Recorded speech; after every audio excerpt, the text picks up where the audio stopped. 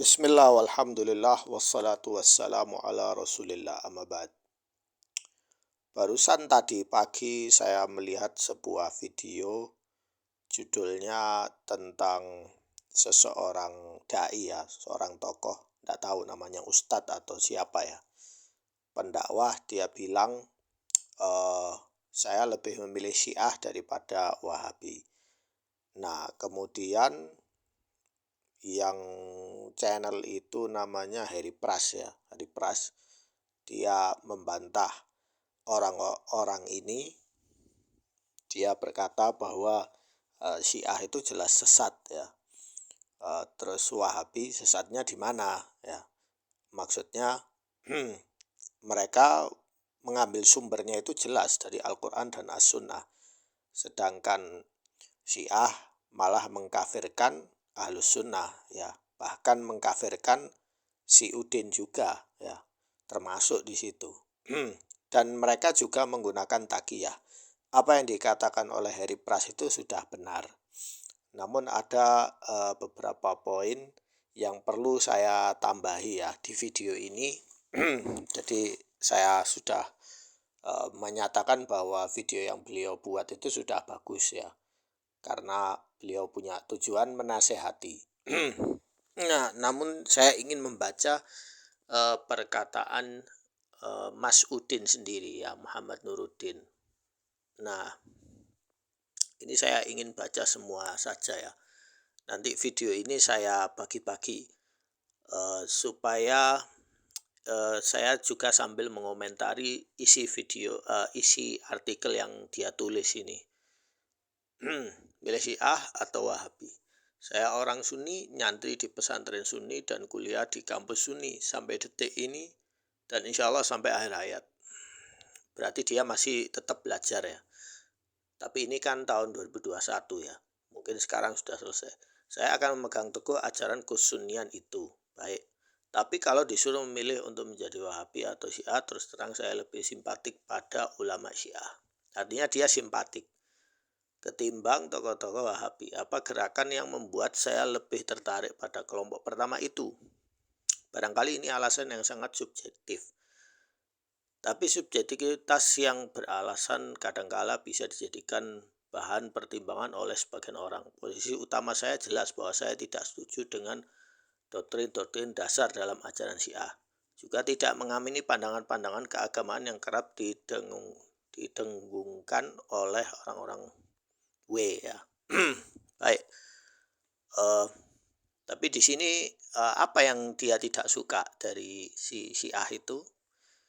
Tapi kenapa saya lebih simpati kepada Syiah ketimbang satu orang Syiah itu tradisi filsafatnya sangat kaya. Nah, apakah Syiah itu ahli filsafat? Nanti akan saya jelaskan ya. Akan saya bantah artikel ini. Para pemikirnya berlimpah dan karya-karya intelektualnya telah banyak mewarnai alam intelektual Islam. Toba-Tobai, Bakir Sadr, Mullah Sadr, Mutahari, Muzaffar, Abdul Jabbar Rifai, Taqi Misbah ya, Kamal Haidari, dan lain-lain adalah beberapa nama yang bisa kita sebut untuk menggambarkan ketangguhan intelektual kaum Syiah itu. Terlepas dari penyimpangan dan ketidakselarasan pandangan mereka dengan kaum Sunni, yang jelas mereka itu adalah pemikir besar. Bakir Sadr sampai saat ini adalah salah satu filosof favorit saya. Bagi saya, pelajar filsafat Islam yang belum mengenal Bakir Sadr tidak jauh beda dengan pelajar hadis yang belum mengenal Sahih Bukhari dan Muslim. Jadi menyamakan Sahih Bukhari itu dengan ilmu filsafat. Berarti si Muhammad Nuruddin ini, semoga diberi hidayah, dia suka dengan ilmu filsafat ya. Dan barang siapa yang masuk ilmu filsafat itu seperti memasuki laut yang ombaknya itu sangat besar ya. Sedangkan dia masih belum punya perahu yang kuat. Apakah ahli Syiah itu mereka memang ahli filsafat? Kalau menurut saya, berdasarkan penelitian saya, mau orang Syiah itu ahli filsafat secerdas apapun, mereka itu masih punya masalah psikologis. Masalah psikologis mereka siapa? Abu Bakar, Umar, Utsman, Bani Umayyah, kemudian para tokoh-tokoh seperti Salahuddin Al-Ayyubi dan lain-lain. Yazid bin Muawiyah termasuk di situ, Abdul Malik bin Marwan, Hajjaj bin Yusuf Ats-Tsaqafi, itu yang mereka benci, ya. Kenapa? Karena tokoh-tokoh itulah yang menyelamatkan Islam, yang menegakkan kesunahan. Itu tokoh-tokoh itu. Bukan tokoh-tokoh ini ahli filsafat yang mereka masih punya masalah psikologis terhadap ahlus sunnah itu sendiri, ya. Tapi karena kesunahan versi Muhammad Nuruddin itu beda, ya dia akan tenggelam dalam kesyiahan dalam waktu dekat kalau dia tidak menyelamatkan dirinya. Kemudian dia berkata seperti ini, hanya bukunya Baqir Sadr yang sepanjang saya belajar filsafat yang benar-benar nyaris membuat saya meneteskan air mata. Oh, bayangkan. Jadi dia meneteskan air mata ketika membaca buku filsafat. Subhanallah. Karena saking kagumnya saya akan ketajaman pemikiran manusia yang satu ini. Kagum bercampur rasa haru. Dia menulis buku yang berjudul Falsafatuna dan Al-Usus Al-Mantiqiyah li Al-Istiqra. Dua buku yang tidak mungkin bisa Anda nikmati kecuali setelah mengunyah dasar-dasar logika secara pemikiran filsafat. Ya seharusnya ini kurang penting ya. Saya sering menyarankan adik-adik kelas saya dan juga para pembaca melalui salah satu buku yang saya tulis untuk menelaah dua kitab filsafat yang sangat keren ini. Luar biasa, orang itu benar-benar jenius. Saya sangat kagum bagaimana dengan orang-orang Wahabi. Ada filsuf dari kalangan Wahabi. Kalau mau tertawa tolong jangan ditahan. Ya, tidak ada. Kenapa? Karena Ahlus Sunnah itu, ya apakah Imam Malik itu ahli filsafat? Apakah Abu Hanifah ahli filsafat? Apakah Imam Syafi'i ahli filsafat? Apakah Imam Ahmad bin Hambal ahli filsafat? Ya, mereka semua ahlul athar. Mereka semua mengambil ilmu dari riwayat-riwayat hadis dari para sahabat dan tabi'in. Ya jangan bilang Wahabi. Ngomong para salaf itu ada yang ahli filsafat. Ya, tidak ada. Semua ngambil ilmu dari hadis, dari sunnah-sunnahnya para salaf. Ya. Jadi nggak perlu ya. Bahkan Imam Syafi'i bilang mantak fakat tazandak. Barang siapa yang main ilmu-ilmu seperti mantik, filsafat itu maka dia akan jadi zindik. Ya. Lihatlah cara berpikir orang ya. Secara umum tetap pola komentar mereka ketika berselancar di media sosial. Simak juga cara mereka ketika mengemukakan ketidaksetujuan atas suatu pendapat. Saya suka dibuat geli oleh kedangkalan mereka itu. Kenapa bisa begitu? Jelas salah satu sebabnya mereka tidak mau mendalami ilmu-ilmu rasional yang dapat mengalahkan nalar ya. Maaf ya. Seperti yang dilakukan oleh orang-orang Sunni dan Syiah. Konsekuensinya hanya kedangkalan demi kedangkalan yang kita dapat. Andai kata orang Saudi yang menghadirkan istana termewah untuk saya agar saya memeluk ajaran Wahabi dan menyebarluaskan mazhab itu, saya tidak akan sudi. Memeluk ajaran Wahabi sama saja dengan menggadaikan anugerah terbesar yang telah Tuhan berikan, yaitu keimanan dan akal sehat. Itu alasan pertama. Tapi apakah dia katakan bahwa para dai-dai yang dia sebut Wahabi itu punya istana? Saya rasa nggak ada yang punya istana. Mereka ya tinggal di rumah-rumah biasa. Bahkan Syekh bin Baz, Muhammad Utsaimin dan lain-lain, mereka hidupnya sederhana. Kedua, orang Syiah tidak suka mengkafir-kafirkan atau menyesat-nyesatkan pihak lain dengan cara yang vulgar. Nah, ini yang ngawur ya, ini yang salah ya. Justru sebaliknya, justru Syiah lah yang mereka paling banyak mengkafirkan Ahlussunnah. Sudah saya jelaskan di video-video saya yang sebelumnya. Singkat kata, cara berpikir mereka jauh lebih terbuka ketimbang kelompok itu. Oh, terbuka. Terbuka dari sisi mana? Lain cerita dengan orang-orang W, sebagai konsekuensi dari kedangkalan berpikir mereka, mereka suka seringkali menunjukkan kedangkalan sikap. Sedikit-sedikit nyesatin orang, sedikit-sedikit dikatakan menghina Islam, sedikit-sedikit kafir. Lucunya mereka sering mengajak orang untuk kembali pada ajaran Al-Quran dan As-Sunnah. Ya, apa salahnya kok dikatakan lucu? Pertanyaan, Al-Quran dan Sunnah, Sunnah yang mana? Ya, Al-Qurannya jelas Al-Quran yang kita baca. Tapi menurut versi pemahaman mereka. Dan itulah Islam. Mending kalau punya cara berpikir yang canggih, dangkalnya kadang nggak ketulungan. Pokoknya yang kayak berpikir orang Wahabi itu mengelikan lah intinya. Menggelikan gitu.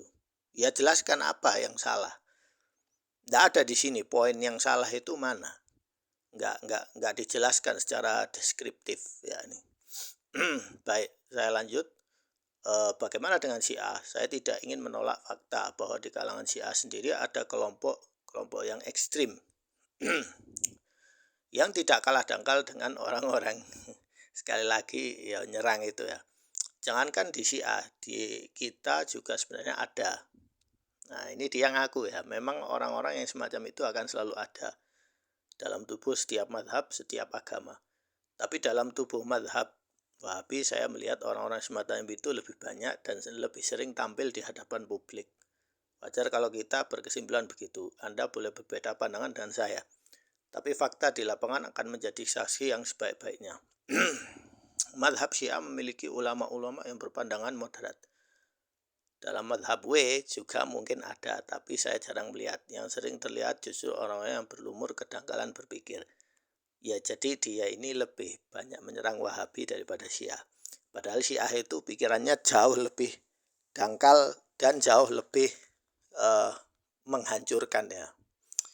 Baik, jadi milih Wahabi atau Syiah. Kalau pilihannya ada 3, jelas saya tidak memilih kedua-duanya.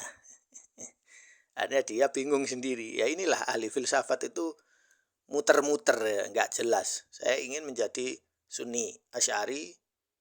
Nah, sekarang dia nyebut Asy'ari sesuai yang diamanatkan oleh alma mater saya sendiri. Tapi kalaulah harus dipaksa, saya lebih memilih madhab Syiah. Nah, baliknya ke Syiah ya. Tentunya Syiah yang moderat. Nah, pengecualiannya Syiah yang moderat, yang memiliki tradisi intelektual yang kaya, tidak seperti kelompok Wahabi yang suka menyesatkan dan mengkafirkan sesama. Ulama panutan saya Syekh Yusri. Nanti saya akan mengomentari tentang Syekh Yusri ini ya. Setiap hari kerjaannya mengkritik ajaran Wahabi. Sekuat tenaga beliau ingin menjauhkan umat Islam dari mazhab itu dengan alasan bahwa menurut beliau mazhab Wahabi itu merupakan fitnah di akhir zaman, fitnatus zaman. Tapi saya jarang melihat beliau mengkritik Syiah. ini baik, meskipun beliau juga menolak dalam arti tidak setuju dengan sejumlah pandangan-pandangan keagamaan mazhab itu. Ini hanya soal pilihan saja. Ya, terserah Anda mau ikut yang mana. Tapi kalau mau iman, Anda selamat dan sehat, Anda terawat, jauhilah mazhab Wahabi itu. Ya baik, berarti mengapa saya baca ini semua? Supaya saya tidak dituduh, oh Anda memotong, ngambil pembicaraan saya, Anda yang begini dan begitu. Ya ahli filsafat kan gitu, saya ngerti. Ya cara-cara ahli filsafat. Pesan saya buat si Mas Udin ya, atau Syekh Nuruddin atau Ustadz Nuruddin atau Profesor Muhammad Nuruddin. Saya orangnya sudah lama berkecimpung di bidang kesufian, kemudian di bidang Jamaah Tabligh, juga Ikhwanul Muslimin. Buku-buku mereka itu saya baca. Sampai saya mendengar dakwah salafi, saya juga membaca buku-buku mereka. Sampai saya membaca buku-buku kesunahan, buku-buku Asy'ari juga sudah saya baca. Saya mendengar kajian-kajian. Tapi pandangan Anda ini jauh dari kesunahan. Anda ini bukan Syiah, Anda ini hanya ahli filsafat yang muter-muter nggak jelas ya. Itu yang pertama. Terus yang kedua, eh, Syiah itu bukan ahli filsafat. Walaupun mereka itu pinter, ngerti ilmu matematika, ngerti ilmu filsafat atau ilmu apalah ya, mereka itu masih punya penyakit psikologis sampai sekarang. Penyakit mereka adalah benci kepada hal-hal yang berbau sejarah kejayaan Ahlus Sunnah. Yang membawa ajaran Ahlus Sunnah ini sebenarnya adalah Khulafaur Rasyidin, dilanjutkan oleh Bani Umayyah, kemudian sebagian Khulafa Abbasiyah, Khalifah-Khalifah Abbasiyah itu ada yang mengambil akidah dari Bani Umayyah, mereka lanjutkan, tetapi kebanyakan para Khulafa Abbasiyah itu berpandangan Syiah. Tentu Syiah tidak semuanya kafir, tapi Syiah sudah jelas sesat ya. Syiah yang mengkafirkan para sahabat ya dia jelas bukan muslim ya. Kemudian yang menghina melaknat ummahatul mukminin, istri-istri Nabi, ahlul bait yang sesungguhnya itu bukan muslim ya. Walaupun dia menamai diri mereka Syiah atau ahli filsafat. Seperti itu. Jadi ya saya lebih memilih Wahabi walaupun saya tidak suka nama itu ya. Dan saya lebih suka Sunni, kesunahan ya. Dan tujuan video-video saya ini menyelamatkan Ahlus Sunnah ya. Lalu kalau Anda berkata saya tidak mau menyelamatkan Syiah, saya mau menyelamatkan Syiah, tapi mereka dengan cara apa? Dengan cara menyembuhkan penyakit psikologis mereka. Karena mereka sampai sekarang masih punya dendam. Masih punya dendam yang terpendam. Ya. Jadi jangan anggap mereka ini ahli filsafat yang hebat. Anda salah. Ya. Dan Harry Pras yang membantah Anda itu sudah benar. Ya. Tapi saya lebih menjelaskannya secara deskriptif supaya Anda berpikir lebih cerdas. Ya. Sekian, semoga Allah memberi Anda hidayah. Amin. Wassalamualaikum.